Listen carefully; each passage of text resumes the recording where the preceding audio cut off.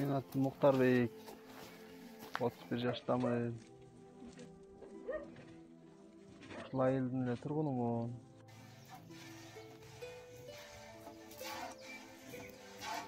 Ушул эле айылдын 9-класска чейинки билимин алгам. Жаман эмес. Балар менен. Андан кийин 9 бүткөндөн кийин шаарга бардык. Шаардан колледжде окудук 2,5 жыл. Анан кайра айылга кайтып келдик. Ene atаны караш үчүн. Ошо мен 2 топтогу майыпмын. Келинчегим 3 топтогу, анан балдардын пособиясы дегендей. Жөлөк пулу бар.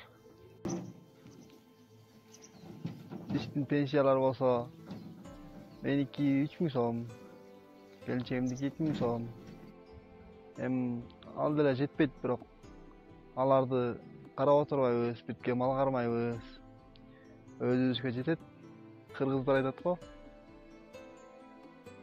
Иши кылса кара казан кайнап турат дегендей да.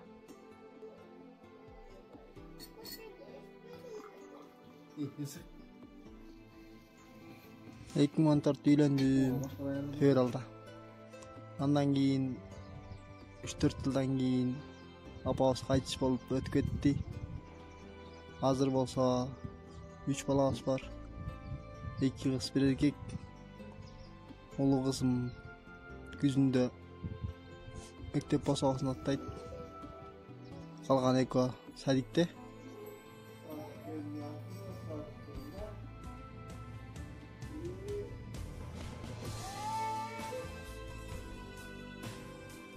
Бала кезде булардын тийишкен таасири аябай эле оор болду мага. Кээде апам көтөрүп барган күндөр болду сабакка. Дагы эмнени айтсам болот? Мен көп нерсеге кызыктым. Убагында манас айттык, өгүримдерге катыштык.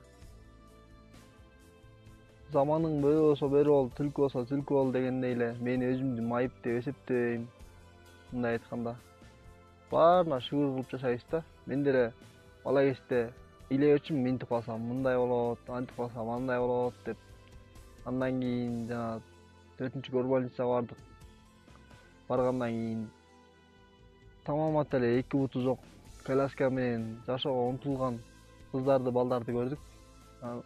Ошону көргөндөн кийин да ичке ыйман кирип, андан бетер шүгүр кылып жашап калдык да. 31 жаштагы каарманыбыз тагдырдын жазмышына таарынбастан алдыга умтулуу менен жашоо кечирет. Учурда сүйүктүү жар, 3 баланын бактылуу атасы. Мен көптөргө кайрылат элем.